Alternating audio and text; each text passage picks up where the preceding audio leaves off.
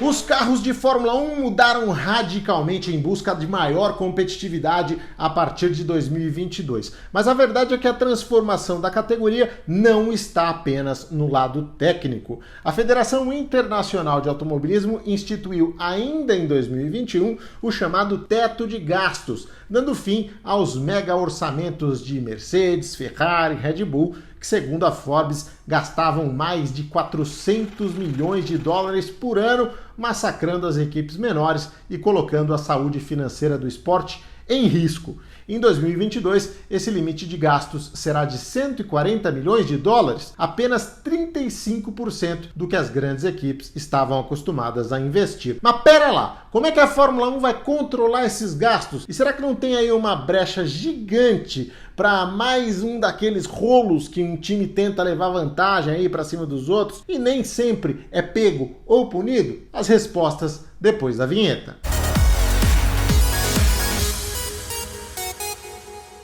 Desde que a Fórmula 1 anunciou a implantação do teto de gastos, todo mundo se pergunta como é que essa p vai funcionar. Se os caras não conseguem nem decidir se o retardatário pode ou não pode passar o safety car, se pode ou não pode dar a relargada, que dirá controlar as contas de 10 empresas extremamente complexas sem deixar a pulga atrás da orelha de ninguém. Bom, a FIA acredita que existe sim uma forma eficaz de fazer tudo isso e hoje você vai saber aqui no Primeiro Stint. Antes, se já conhece o canal, gosta do meu trabalho, deixa o seu like aí no vídeo para já ajudar esse conteúdo a chegar a cada vez mais gente. E se ainda não me conhece, muito prazer, se inscreva no canal e acompanhe com a gente o que de mais legal acontece no universo do automobilismo, tá bom? Vamos lá, teto de gastos. Como é que funciona essa parada? Desde o ano passado, a Fórmula 1 já vem reduzindo os valores que as equipes podem gastar. Foram 145 milhões em 2021, 140 em 2022 e 135 a partir do ano que vem. Esse orçamento inclui o quê? E quem estourar está sujeito a que tipo de pena?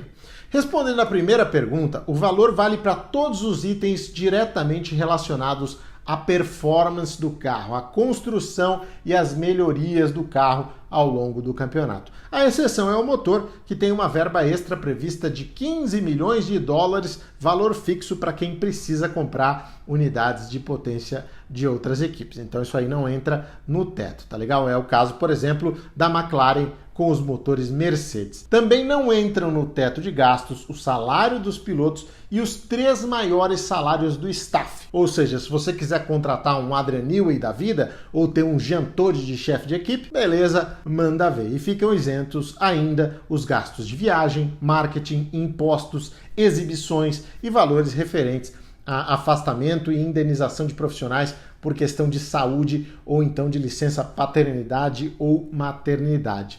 Ah, mas e se os caras quiserem comprar um super equipamento para a fábrica, deixar ela bala, aumentar a capacidade e tal, tem como? Entra no teto? A resposta é sim, pode fazer e não entra no teto. O limite de gastos com melhorias na sede e maquinário é de 45 milhões de dólares por ano até 2024.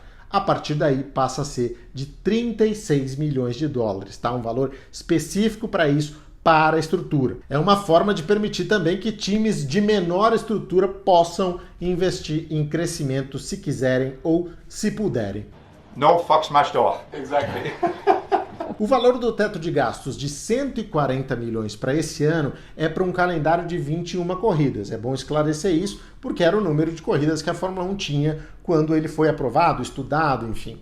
Mas já prevendo um aumento ou uma diminuição no número de provas, a FIA previu o acréscimo ou a dedução de 1,2 milhão de dólares a cada corrida. Então, por exemplo, nesse ano você tem 23 corridas, então você pega os 140 milhões que já estão separados e acrescenta aí mais 1,2 milhão por cada corrida a mais que você vai fazer, e isso totaliza 142 milhões e 400 mil dólares. Aí tem um outro gasto que tá dando um chabu danado, as corridas sprint, aquela corrida que os caras fazem no sábado para definir o grid. A FIA tá prevendo 150 mil dólares a mais para cada corrida sprint e mais 100 mil dólares em caso de acidente. E se o acidente for mais violento, mais caro do que isso, aí a FIA libera exatamente o valor que a equipe conseguir provar que gastou na panca durante a Sprint Race.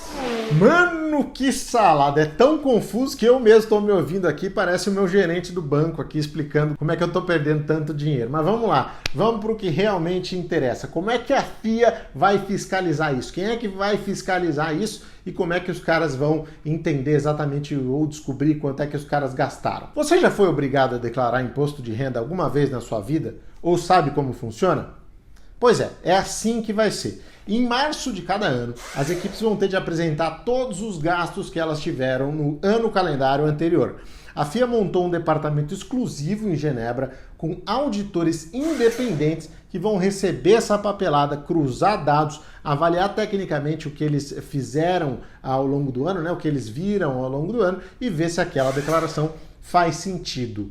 Visitas às fábricas também podem ser feitas a qualquer momento e a FIA exige acesso irrestrito aos extratos bancários e dados disponíveis em computador se isso acontecer. Aí vem a resposta para a segunda pergunta, né, lá no começo. E se a equipe quiser dar uma malandrex e mentir, falsificar essa declaração ou não der acesso a esses números para os fiscais da FIA? Bom, aí a FIA vai fazer com a equipe o mesmo que a Receita Federal faria contigo, ou seja, vai arrancar o couro dela.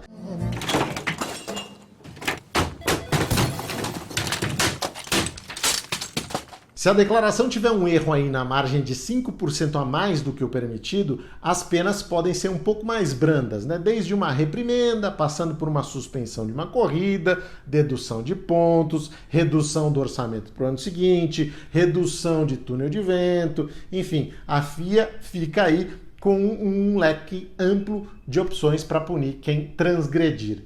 E se o rombo for maior do que 5%, aí a maior possibilidade é de exclusão do campeonato em questão. Mas isso vai garantir que todo mundo respeite o teto? Olha, garantir não vai nem se você trancar o Toto Wolff e o Christian Horner no cadeião de Pinheiros aqui em São Paulo. Mas é um formato seguro do ponto de vista de que as investigações vão ser bem aprofundadas e a pena para quem sair da linha vai ser muito, muito pesada. Ou pelo menos é isso que se promete.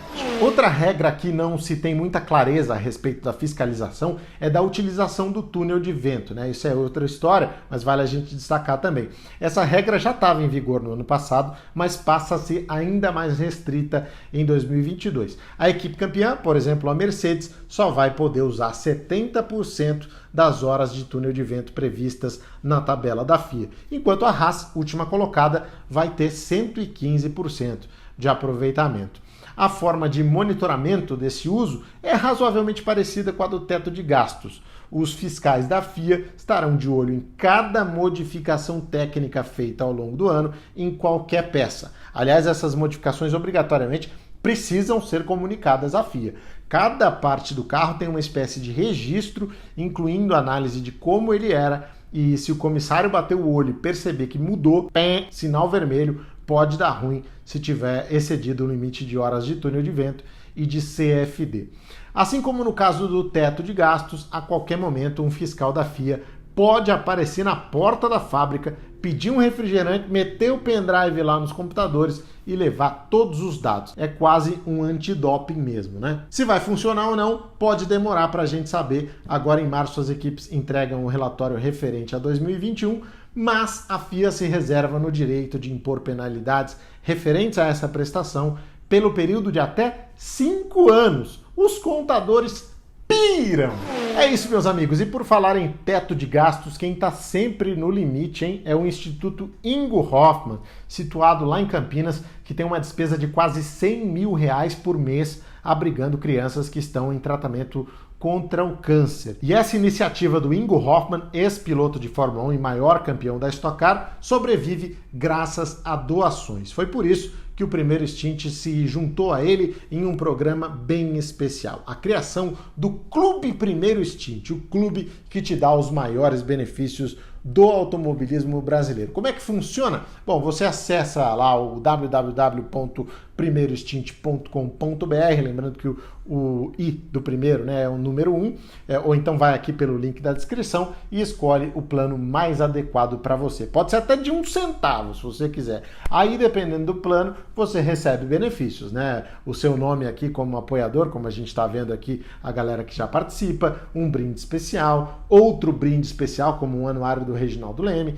e por aí vai. O mais bacana, metade de tudo que você doar, metade da sua assinatura vai para o Instituto Ingo Hoffmann. A gente ainda é pequenininho, mas olha aí, ó, em menos de um ano a gente já conseguiu doar aí, ó, quase R$2.000 lá para o Instituto e pode crer que qualquer ajuda faz diferença. E dando total transparência aqui, tá? A outra metade dos valores arrecadados com as assinaturas fica para o clube, né? Com o intuito de manter o canal ativo no ar e com conteúdos bem legais para você, tá bom? Aproveite, deixe o seu like, inscreva-se no canal e não se esqueça, a gente se encontra semanalmente aqui no Primeiro Stint, o seu novo jeito de curtir Fórmula 1.